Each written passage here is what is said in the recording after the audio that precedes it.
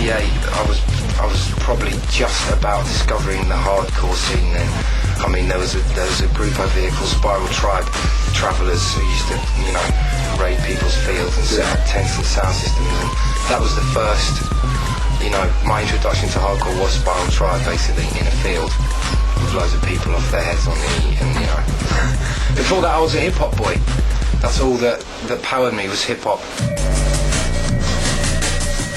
For me, the big thing about drum and bass is the fact that it is, to me, a parallel to hip-hop. The fact that when hip-hop started, it was 2 turntables and a mic, and it was the fact that it was something brand new, and there was an ocean of potential, because rock and roll is tired, you know, they keep regurgitating the old things, and you just need every now and again just to close the door and to look into a wide space and go, oh wow, this is the potential. So you start off with a Planet Rock, and then you get a, you know, then you get, I don't know, you get a Tribe Called Quest, and then you can get a Wu-Tang Clan, you know, things develop, you know, and with drum and bass, to me it's the same thing. It's early days really, we're just 5 or 6 years into it. First original, they used to call it like bonehead music.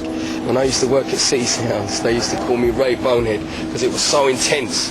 And then it came up with like break hardcore.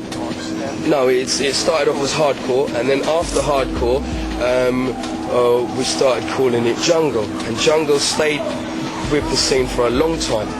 And then it went into like, you know, dark, do you know what I mean? And then it kind of went into jump up and drum and bass, and now the new term for it is jungle stroke drum and bass. I would say it's a music to express the times we're living in right now. I think it's just music of today, but it can be listened, you know, any time. It's like when Goldie called his album Timeless. It's kind of summed it up really, hasn't it, in one word. Anytime, it doesn't matter. I mean, we still listen to 70s music now. I mean, I see dance music, the whole scene, as a train journey back from the 70s and 80s. There's this one journey, and this train's going down these tracks, and every couple of years it stops, and it's all one music. It's all back from funk, from jazz, going to electro, going to hip hop, going to disco music, going to house music, going to rave music, and every now and again one of these music springs off and creates a little scene. Some of them grow massive and others stay small and have their small followers. So of course drum and bass is at the front of that train at the moment.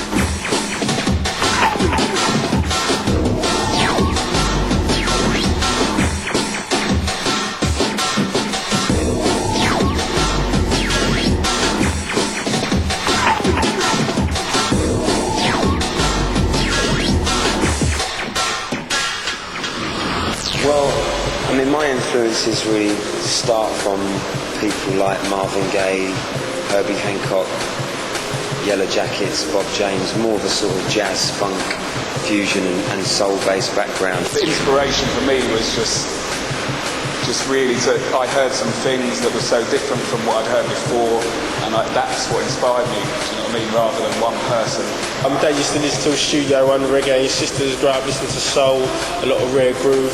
It was for me when I was at school and I was just listening to, I was in the whole rave scene and the hip-hop early scene, and it was difficult really because I was like 14, 15 and I couldn't get into clubs because I was too small. In terms of really getting into the music, it was the whole sort of breakdance era that really kind of intensified the whole feeling. I don't know, it was just like reggae artists I was into, like Dennis Brown, Frankie Paul, like there's just loads of them, you know. And then like hip hop was Mantronics, a lot of like Big Daddy Kane and stuff like that, you know. I was into that sort of stuff. Yeah, Ultramagnetic MCs is like one of my all-time favourites. I mean, from way back in the day. See, for me, my influences are from like people like The Clash and James Brown, and it's all fucked up, it's all mixed up, you know what I mean? But these are people that I've grown with. I like a lot of the 70s jazz, psychedelic jazz and funk, like Funkadelic, yeah, and Miles Davis, Herbie Hancock, all those kind of people. I wasn't really even listening to the vocals or anything like that, it was just the beats I was into. They like all kinds of music for all kinds of reasons. They listen to sounds, you know, they're not biased towards something. If they hear an old Annie Lennox track and there's a good vocal part, they'll use it. If they hear a bit of Sun Ra and they like that kind of weird electronic keyboard he used in 1968, they'll use it.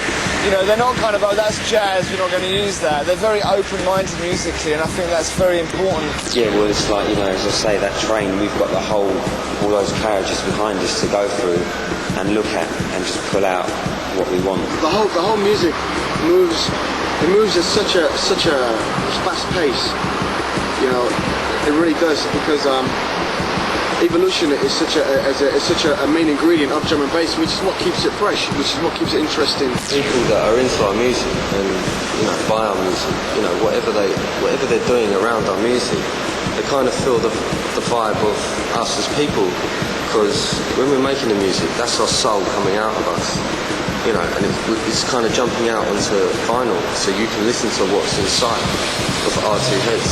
It's the first British music since punk, which has got an identity, really. I mean, if you ask anyone about drum and bass, they immediately say England or London or Bristol or wherever.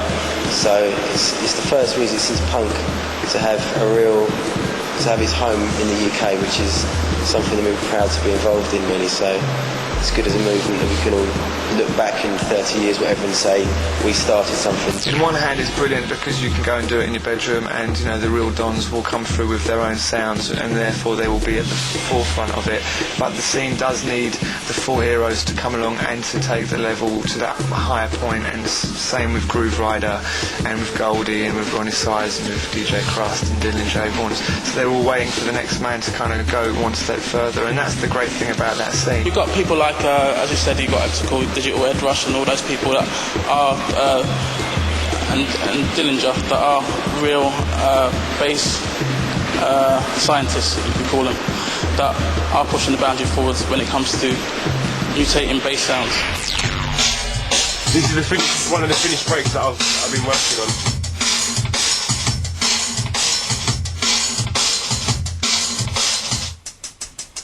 He's out there on his own, man. He's got his own sound. It's constant inspiration. And the thing, he never likes any of his tunes. You ask anybody and they're like, I can't understand it, because he never likes any of his records. I find when I do a track, maybe I never put all my will into a track. I don't think I've ever done that yet. What I do, I might get like the breaks done and certain parts of the track that I really like done, and then I just fill up the rest of the track with sounds that's similar to what I want. You can hear a Dillinger tune within the first 4 bars. You're like, that's Carl. You just know. Is it the bass? I mean, it's these beats.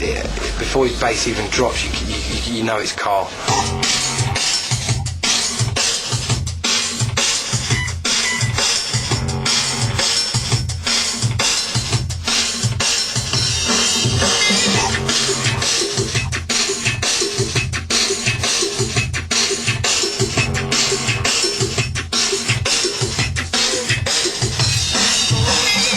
In there right now is just a kick, just all in there right now.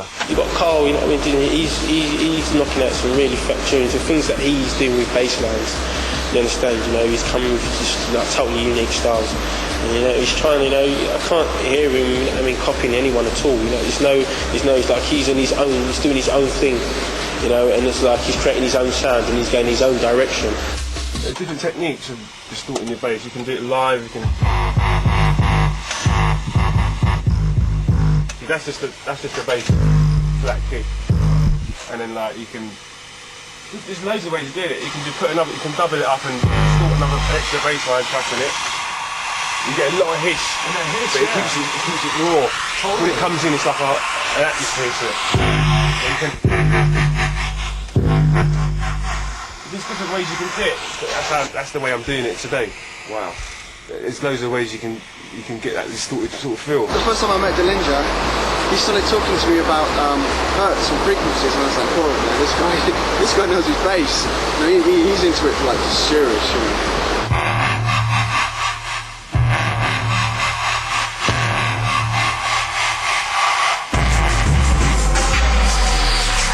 Carl's the worst one. He's got tannoys, but his tannoys go lower than my ones, and several council letters. My biggest influence is Dillinger, really. Dillinger's a very powerful artist, very quiet but very powerful artist. I mean, he's a bit of a demon, man. Carl really could take any dance floor apart. and has done for many, many years.